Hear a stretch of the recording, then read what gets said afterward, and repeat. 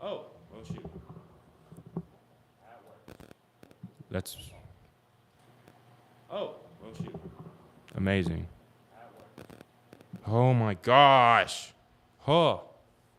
Y'all don't even understand. God. Just stuff not working for no reason. Okay, left foot practice. Like, for a second, I was literally actually gonna get super mad. Okay, 14 minutes. 15 minutes. Freaking heck. Okay, 15. I just had to restart the stream because I was streaming like literally 2 minutes ago, and then out of nowhere, just all the audio stopped going to the phone. It doesn't even matter. Nobody's watching. Nobody's watching. Who am I talking to? Nobody. Okay. There's more static. Lovely. Yeah, streaming to 0 people as normal. So that's 32 views. 7 years of my life, bro. 30-some views on our stream with freaking almost getting close to 3,000 subscribers. I can't even get 50 people on that shit. It's like, what am I even doing, bro? What am I even doing? How many people are watching again? Yeah, 0. I'm not saying it's be a million people, but like, you would think by now I could be getting at least 10 people. No. I was like, what am I? It's like, stuff is just like an endless loop, bro. No progress. Yeah, that's what I need right now, actually. Give me some hours from this. This is just BS. So what this feels like at the time, just full pure crap. Jeez, 5 shorts, bro.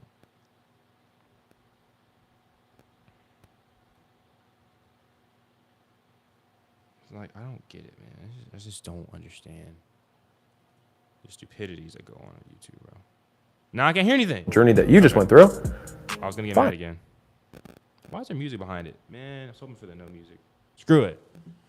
No one's gonna watch this anyway, though. I mean, like, I can't talk like that. I know it's bad, whatever. All this work to improve my stream for 2 people. There's literally $1,000 of equipment right here, bro. 30 views. It's not like I'm not even making stuff better. Like, I'm actually improving stuff. It's not like I'm just stagnant. That's what sucks. Like, I'm actually getting better.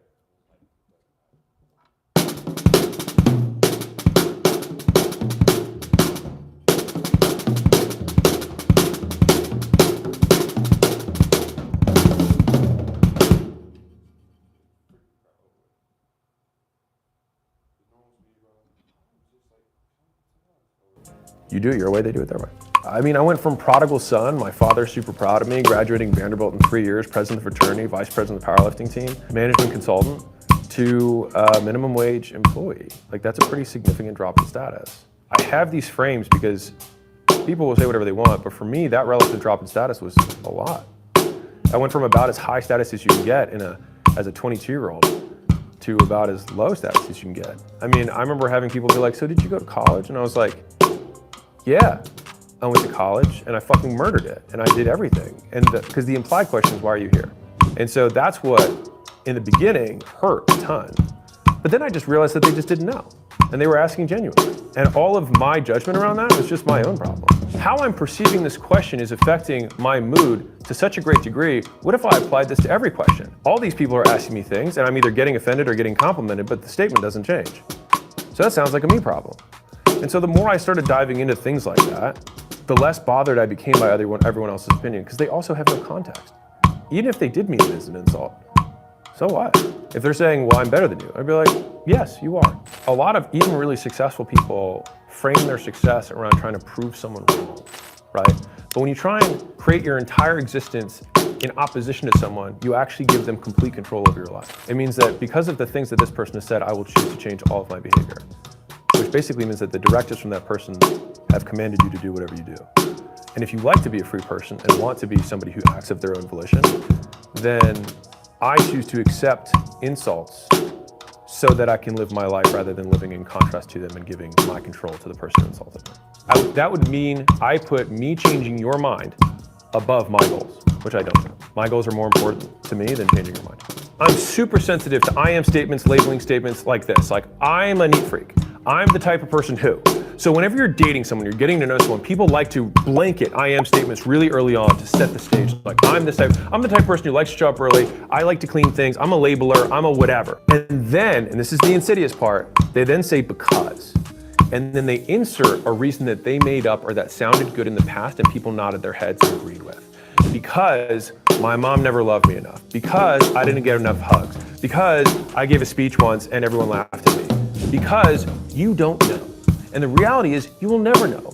All we know is that you do a certain type of behavior. That's it. By giving these because statements all this power, you actually put all the power into something that is unchangeable in the past. And so you have to keep dealing with it. Whereas if you just said, I do these things, period.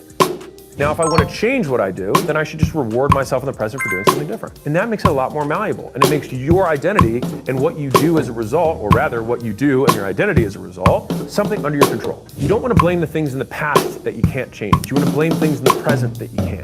So if you said, I have trouble getting close to girls because my mom and I aren't close, one, you give your mother all the power in your love life. Ugh. You give power to something that happened in the past that you can't change, to things that are happening in the present that you can change. And so wouldn't it be more useful to say, in the past, I have struggled to get close to girls, period. Now that could be for a number of reasons. Thing is that you don't know what reason it is. Because I could say, let's say imagine all these things happen. You struggled with your mom. Let's say you had a bad breakup at some point in your life. You're not in shape. I could say, I struggle getting close to girls. And I could use any of those three as my reasons. But which of those serve me? None of them. All we know is that you struggle to get close to girls. Okay, well then just look at what it would take to get close to girls and then do that, rather than having this other thing that's attached to the behavior that you can't do anything about. It just makes changing who you are and what you do a lot easier. Sometimes people are such douchebags. They will tell a young child, you will never have a successful relationship with a woman because you don't respect her last name, mother. Or the reverse could be true of a father. They're a fucking douchebag for saying that because they are labeling you with something that you can't change. But that's their problem. It also is no basis in fact. When people are like, look at how the son treats the mother, that's how he's gonna treat his wife. Why the fuck would I treat my wife like I treat my mother? Dear God, ugh. That's just a statement that sounds good, but has no basis in fact. You treat your wife like you treat your wife, you treat your mother like you treat your mother. They're different people. People wanna have problems because it gives them a reason to suck and it be okay. It gives them ego padding so they can protect themselves for the reason why they're not successful, for the reason they haven't accomplished what they said they were going to accomplish. And so they lean on their potential, and their trauma as the two reasons that people prop up. I've got lots of potential, but I have all this trauma, and neither of those matter. I've gone through 3 stages of mental development in terms of how I see changing my behavior. In the beginning, I attributed my behavior to my past traumas. The second phase was that I chose to change the story. What if my mother was just trying to feel better and it wasn't my fault? So then I changed my behavior in that sense. The third phase, which is where I'm at now, maybe there'll be a fourth phase, but the third phase was I behaved this way, period. The because statement in the second half is completely irrelevant. 1, because I don't know it. 2, because I can't change it. So I might as well just choose to do the thing that I want to do, irrelevant of my past. The single strongest predictor of my behavior is what will make the more epic story. I've thought about that frame a lot, and it's still continued to win out. And so when I'm forced to make a decision between 2 things, I prefer to choose the one that's the more epic story. Because either you have an epic story of failure or you have an epic story of success, but no 85-year-olds are regretting their epic stories. They are regretting the stories they never told. Our minds are meaning-making machines, and they have to be because they create associations between things we know and things we don't know. And that's how we learn. The problem is that our brains will make wrong associations, and then they will plague us for the rest of our lives, but we can just redefine what the association means for ourselves to make our lives easier. Because whether you miss the game-winning shot when there's a huge crowd or you miss it when no one else is there, the only reason it hurts more is because you choose to let it hurt you more. Now, there are things that you can do prior to the game-winning shot that can increase the likelihood that you make it, which is that you practice way more in high-stakes conditions over and over and over again. And if you do that, it increases the likelihood, your confidence, that you'll be able to make it. Why? Because you've made it before. And if you're like, well, I missed my first ever game-winning shot, now what do? Well, But you practice in every other condition that's as close to that as you can until eventually you make one. And then when you do make one, you'll have evidence that you've made one and you try and make one again. What you probably don't know is that Michael Jordan has missed more game-winning shots than he has made. But he's remembered for the ones that he made. And how was he able to make them? By missing and being willing to shoot again. On that basis of story, the many excuses that we give ourselves in reverse can make a more epic story. And so rather than say like, these are all the reasons that I can't succeed, I think reframing that as, these are all the reasons that when I succeed, it'll be an even better story and it'll be more inspiring to other people is a much more powerful frame. The more disadvantages you have when you start, the more epic story you have when you win. Donald Miller has one of the most powerful frames of heroes and villains I've ever heard of. Heroes and villains always have the same backstory. It's pain. They're always an orphan, right? Or the villain has some sort of disfigurement to show that they went through hard times. The difference is what the character chooses to do about it. Villains say, the world hurt me, I'm gonna hurt it back. Heroes say, the world hurt me, I'm not gonna let anyone else hurt this way. So heroes use pain, villains are used by it. And so I think all of us have the choice to become our own heroes, our own villains in our own life, simply by how we choose to deal with the pain that we all inevitably experience. So pain is a constant. The choice about how we react to it is the thing that dictates the path of our lives. You know, there are certain rules of playing the game that have served me really well. One of them is, and that's okay. And I probably use that frame more than anything else, which is, I'm not close with XYZ relative, your parent, your mom, your sister, your brother, and that's okay. I spent a lot of my mental effort trying to untangle stories that I told in the past about things that were my fault or were a problem. And the easiest way that I found to solve problems is to decide they're not problems to begin with. I have a handful of pictures that I took from the first 5 years of sucking during business. And I use those pictures all the time, every day. And the zillions of pictures after I became successful, I barely use any of them. The time to document your life is when it sucks, not when it's great. Because those are the stories that you're going to tell. And those are going to be the reminders that you use in the present day of things that you have been through and prove as to who you really are. Because my favorite line in The Matrix is in the second or third Matrix, when Morpheus is standing on the hill and he's looking out towards everyone. And he said, I stand here truthfully unafraid, not because of the path that lies before me, but because of the path that lies behind me. And so the struggle period that you may be in right now is the path behind your future self that you are building so that that man or that woman can stand on the pulpit and look at you straight dead in the eyes in the mirror and say, I'm confident and I stand truthfully here unafraid, not because of what I said my goal is going to be, but because what I've been through to get here. And so here's my advice to my younger self. Document your life more.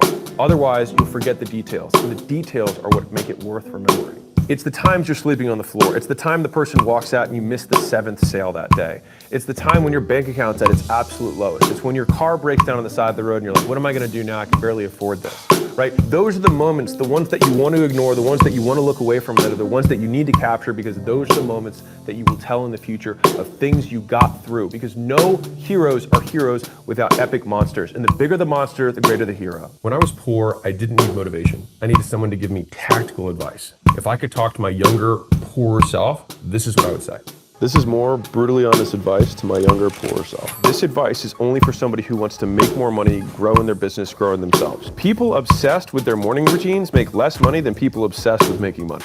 People work, sacrifice, and then they get rich. Then they fill their time with weird routines. Then they forget how they got rich in the first place. And then they tell other people the weird routines made them rich rather than what they actually did, which is whatever it took, not some 3-hour morning routine. There was a kid who DM'd me who said, hey, I've been working with this business coach and he has me doing a morning routine. Could not make this up. After I do my grounded walking, I do my gratitude journal, I do my list for the day, I do my ice plunge. It's like, after I do that, it takes me about 3 hours in the morning to get all that done. He's like, I barely have any energy to like actually get work done. I just said, I'm gonna give you the biggest hack in the world. Cut the 3-hour morning routine, replace it with 3 hours of work, and I promise you'll get more done. And he messaged me back a week later. He was like, dude, it changed my whole life. I'm getting so much done now. I was like, what a fucking concept. If you work more, more gets done. And I love just looking at this. It's like, what actions do I have to take to get what I want? Anything that is not that is a distraction from it, period. If it takes you 5 minutes to feel 20% better and you can actually measure that your output goes up by 20%, then cool, that makes sense. So I'm not against doing things. I'm against doing things for the sake of doing them. And so one of the biggest issues with learning and education, as humans do it, is that we make correlations to things that are approximate, they're close to one another. Tall people play basketball. I should play basketball to get tall. We make these very mistaken correlations. What we should look at is what it took to get there, not what they're doing now. So the better advice is to look at what someone was doing on their way up in the grind, mirror that more than what they're currently doing at the top of the mountain. So it would be like assuming Warren Buffett is rich because he drinks Coke. I drink probably 5 12-ounce Cokes a day. All you have to do also on the corollary is, are there other people who drink Coke who aren't rich? I've had probably 10 different podcasts seed the premise. Do you think that the fact that you had a hard childhood has created the success today? And I would say no. I would say the work that I did created the success. And all we have to do is look at all the other people who had bad childhoods who aren't successful. And I think there are way more of those than there are that are, to prove that it actually has nothing to do with who's successful. There's also people who didn't have bad childhoods who are successful too. And so it's just that many people have bad childhoods. Some of them become successful. And so that's why trying to figure out why something happened, I have spent less and less of my effort trying to do that and only look at what actions created a result rather than looking at intention or anything else that's amorphous that can't be measured. 30 isn't the new 20. It's an excuse to take 10 years longer to accomplish the same thing. You can die when you're done. Until then, keep going. In your 20s, you're young, you can fuck around, it doesn't matter because life is long. Number one, that assumes that you're not gonna die. If you're in your 30s, you know someone in your high school class who died. And it's not just the drug overdose people, it's the people who got shot, got in a car accident, had a weird brain cancer. I've had all of those things happen to people that I went to high school with. In one way, I think it's a little bit arrogant to assume that you're just going to live, because it means you can waste your life, and I wholeheartedly stand against that. The second translation around that I think has hurt a lot of people is that they can do what I would consider dead-end jobs. And that means jobs that don't have any direct correlation to your personal growth. It has nothing to do with pay. You can work for free and grow more than anyone else. This is not saying that you need to go into a season of earning in your 20s, but you do need to be setting yourself up for growth, in my opinion, if you want the big ultimate outcome. And so most people that at least consume my stuff, they want to be better. They want to grow. They want to get in better shape. They want to have better relationships. They want to have a better business. They want to be, bigger in every way. They want to expand. If you spend the decade of your 20s not growing and not investing in your skills and your education, if you do that in your 30s, you're going to be further behind than someone who starts in their 20s. You're going to be a decade behind. Nowadays, there's kids who are starting out their entrepreneurial journey when they're like 13. And so when they're 23, they're Mr. Beast. He's young, but he's actually pretty old in business terms, because a lot of people start their business journey in their mid-40s. And so if they're 50 years old and started their business 5 years ago, Mr. Beast has twice the amount of time in the ring, under the bar, that they do. For me, I want to start my time clock on paying down my ignorance debt as fast as humanly possible, because the debt is a constant for everyone. All of us are trying to pay down that debt as fast as we can, and taking a decade, arguably one of the most productive decades of your life, and not paying down that debt, you just sit in such a deficit compared to your peer group. Some people might watch this and be 30 or 40 or 50 and be like, well, shit, I took the wrong advice from the wrong guy. Guess what? You're gonna die, it's not gonna matter anyways. Big deal, whatever. The best time to do this was start when you were 10 and get born to an entrepreneurial parent who got you in their small business and invested in all of your education as a homeschool student and taught you all the ways of the Jedi. So you can shop and get a... But you probably didn't have that.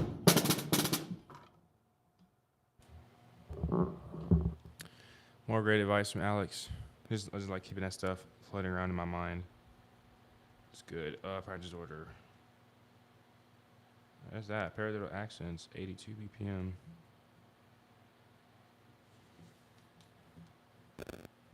Oh. 82 BPM. Now we're moving up a little bit with this exercise.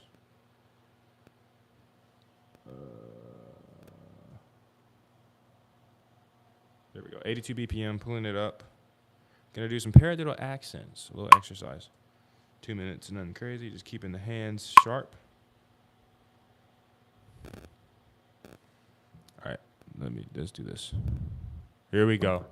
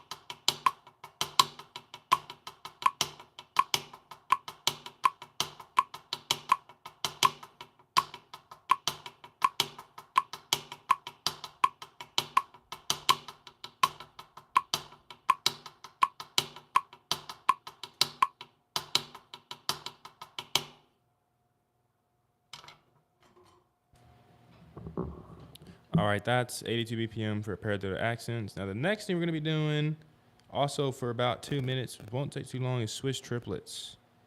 Then I'm gonna be practicing my bass guitar.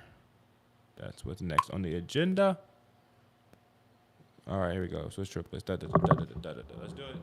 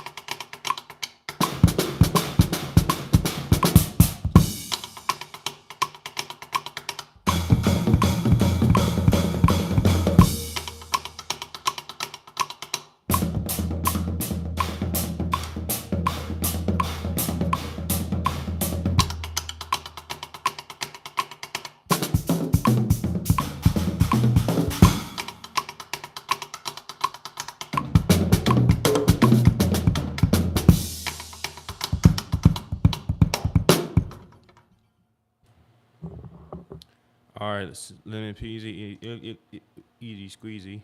What? All right, bass guitar, let's move.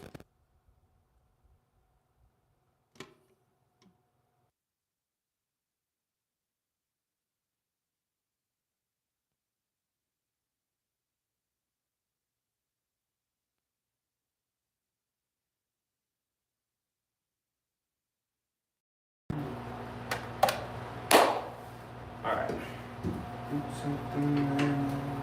Bass guitar coming up. Bass guitar coming up. 1 second.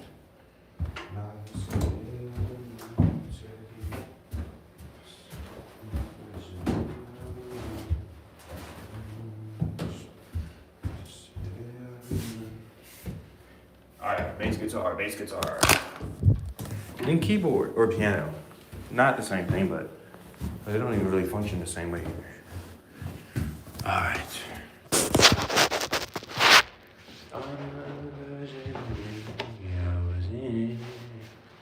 Which was a little higher? That chair? Okay.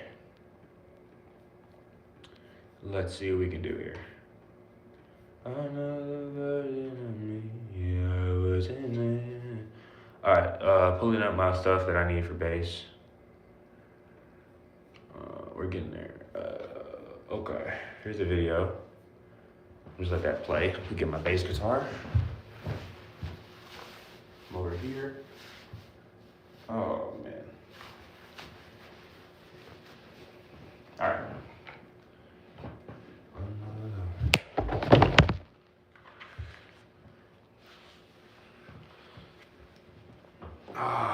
Hello people.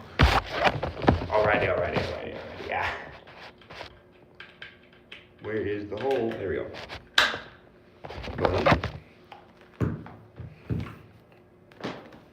Did you practice today? That's the real question. Ha. Yes, you are right in front of the amp. You guessed right. All right, how else did you hear anything?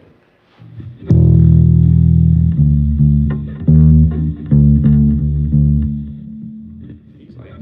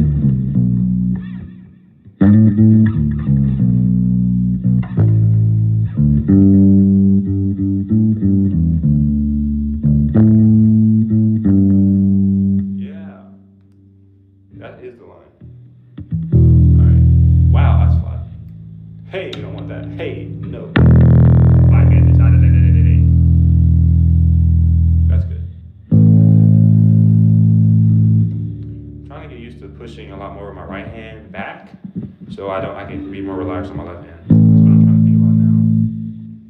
You take the man out of the city, not the city. I hate the fact that my nails clip it. It's really annoying. I wonder if there's a way to prevent that besides like just having shorter nails. Oh, that's sharp. I can't always have my nails cut.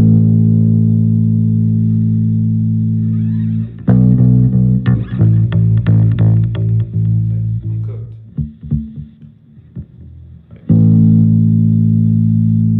It's a little sharp. Boom. D string. Ah! A little flat. Sharpen that bad boy.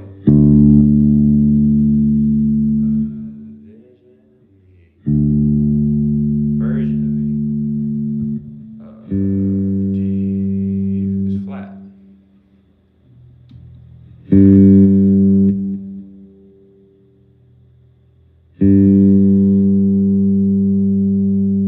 Yup.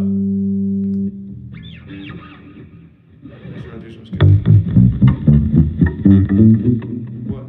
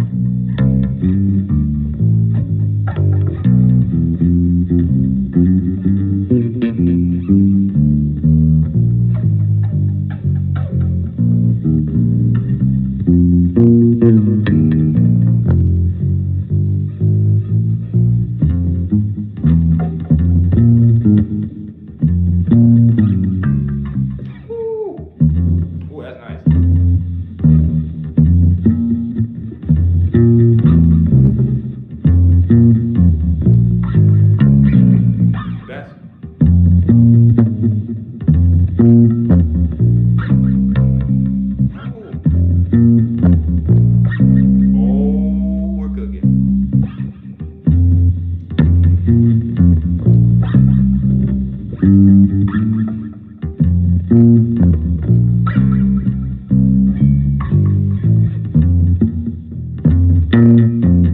a minute.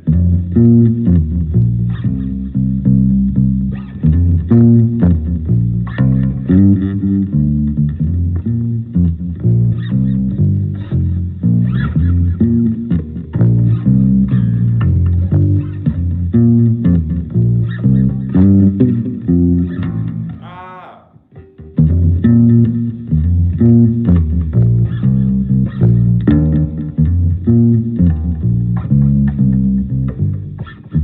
That's nice.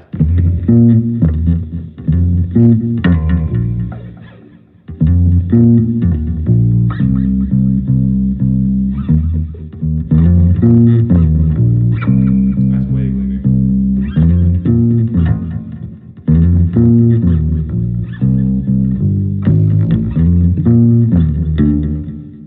Do my freaking nail.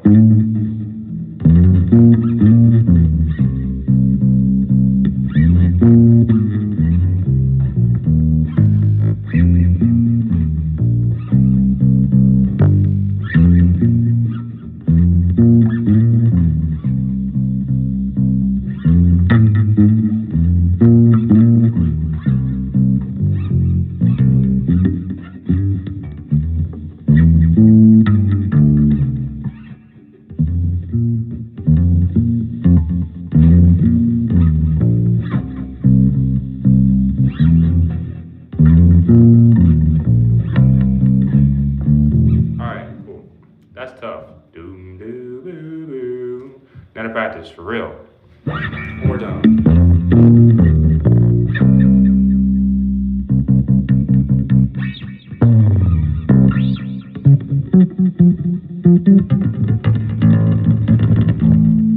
Alright, here we go. 20 minutes on. Boom, boom, boom, boom, boom, boom, boom, boom, boom, boom. Alright, done.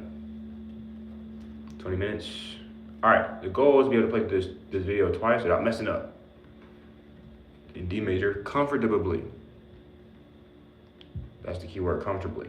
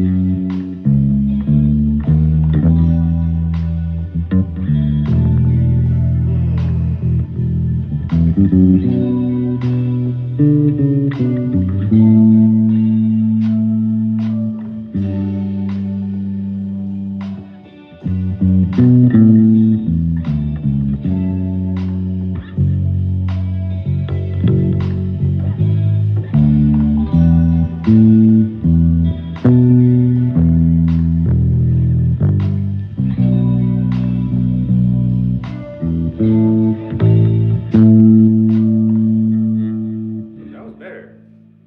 That was way better, but we did mess up, so we're gonna start the timer again. But that was a solid run through. I was in the pocket. I was in the pocket heavy. Come on, try it again.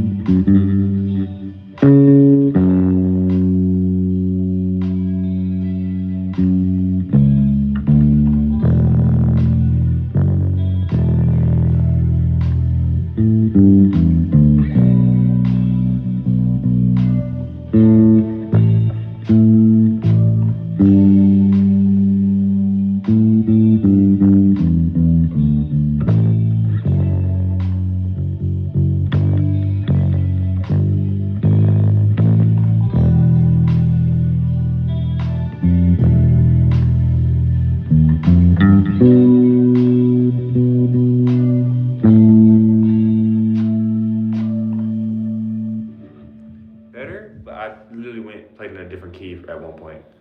But that was better. Not all the way there yet. One more. Let's keep doing it again. As long as I'm in the pocket, I stand a pretty good chance.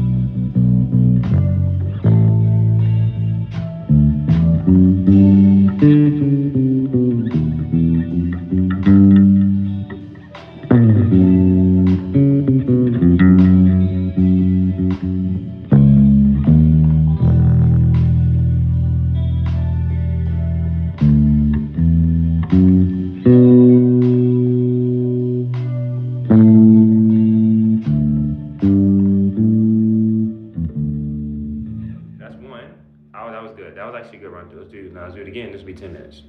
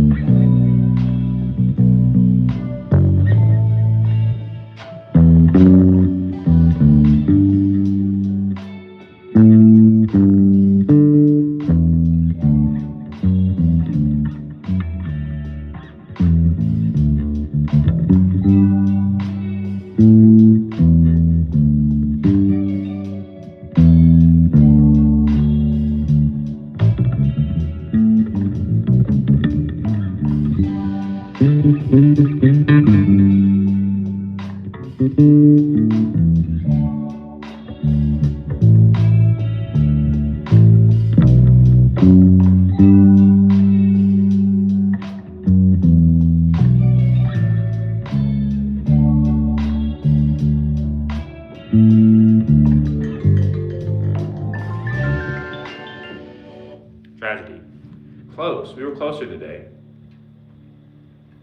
We got through one half of it. We actually got one really good run through.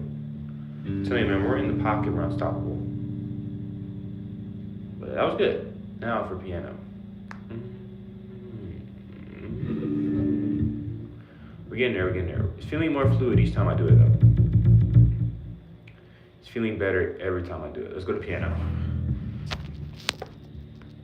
It's feeling better every time I play that. It's just really good. It's just amazing.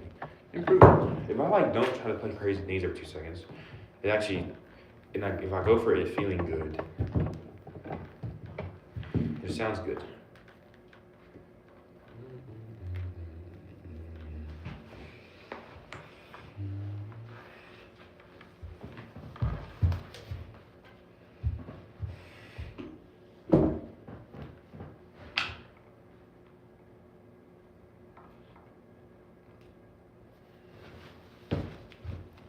Two people watching. What's up? I'm gonna go practice keys. Let me get my what you call it? I'm on the 5th floor.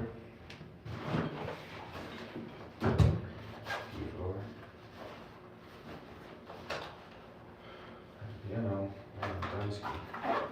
not really.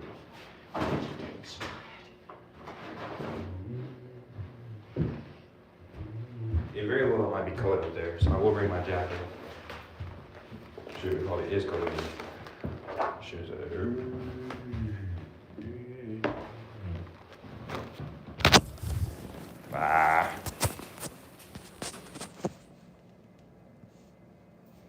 Did you move practice rooms? No, Josh.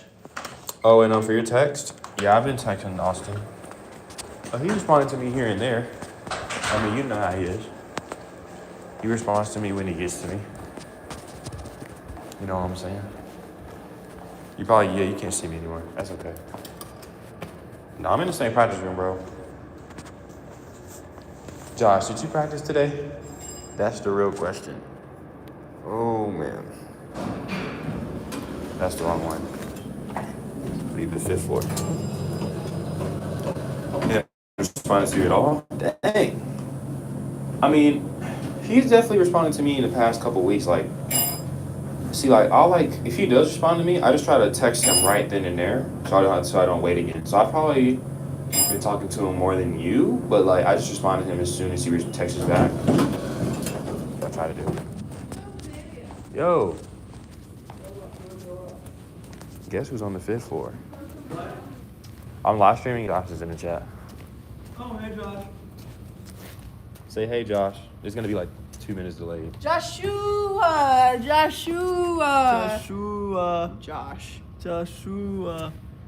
He said, "Oh gosh." Oh gosh. On brand. Oh goody goodness.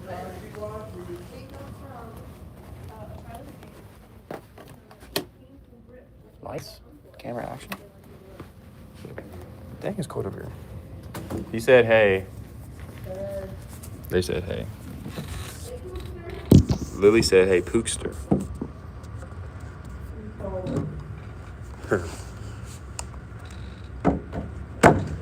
Oh, that wasn't good. Sorry, Josh. What? Is he texting y'all? Oh, that's funny. Lily said sorry for not responding. Tragic. Oh, he's no longer watching. Tragic. Ooh.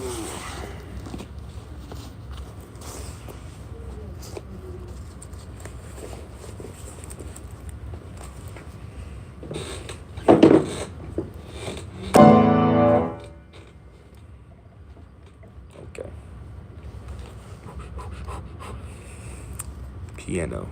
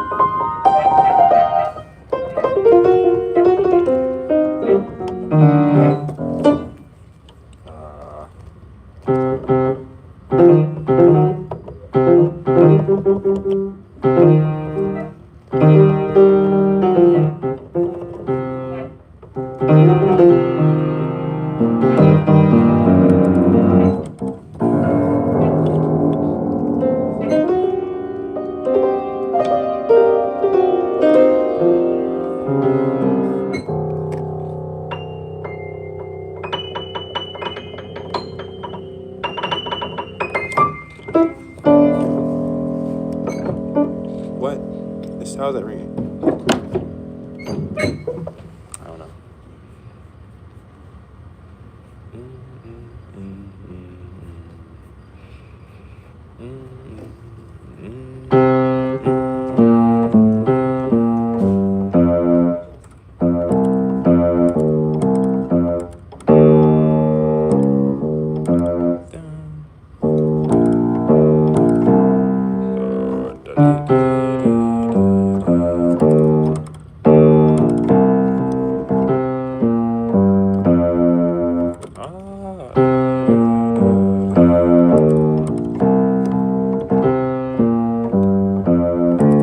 Oh my gosh.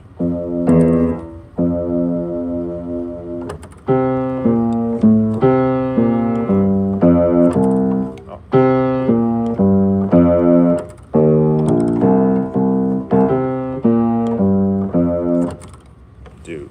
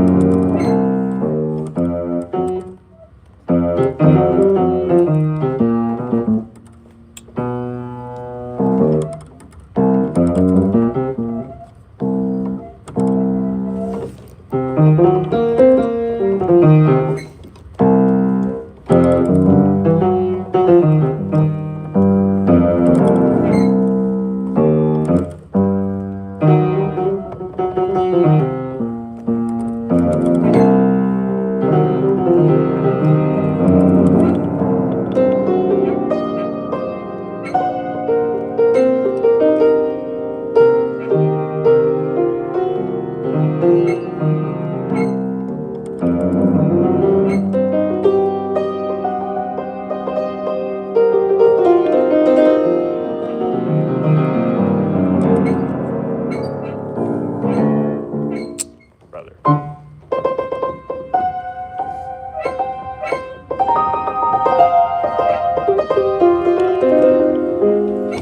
Oh.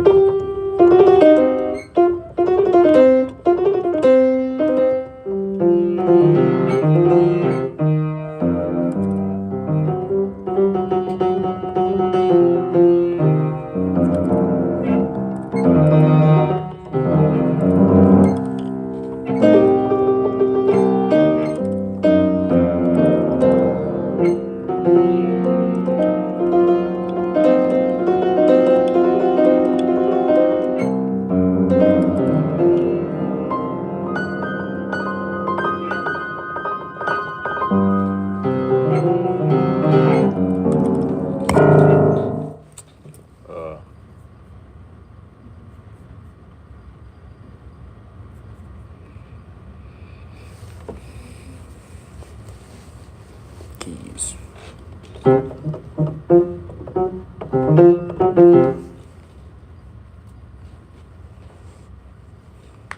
Backwards. We're 74, I thought. No.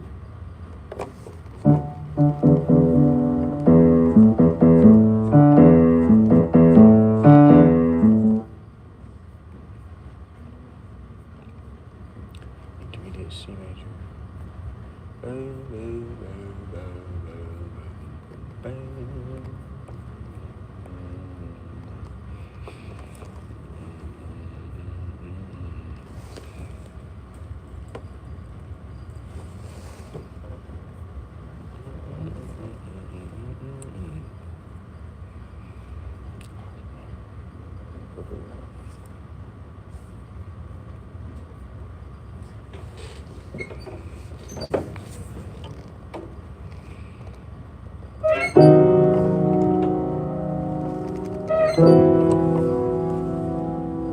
Oh shoot. Wow.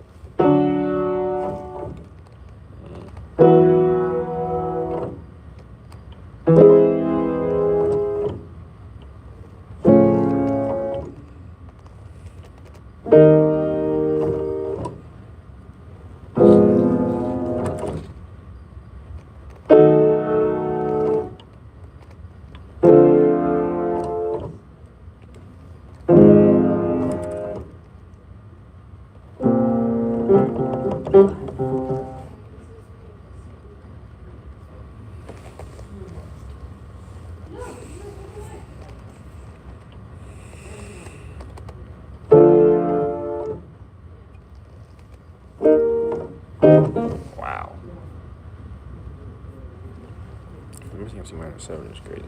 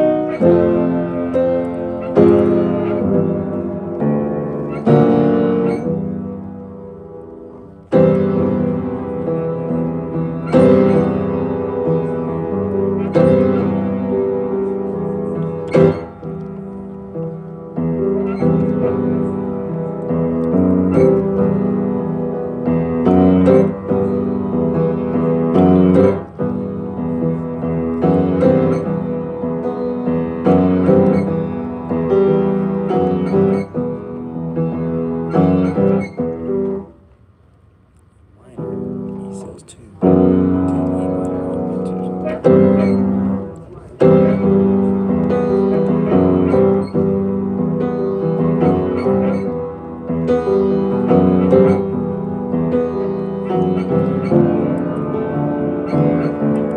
Oh, that's nice.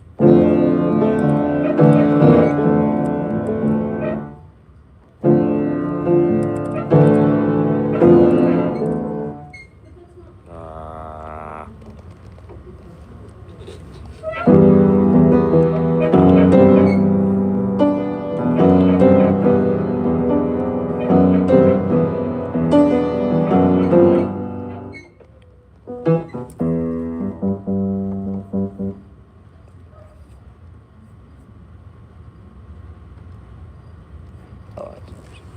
Anyway.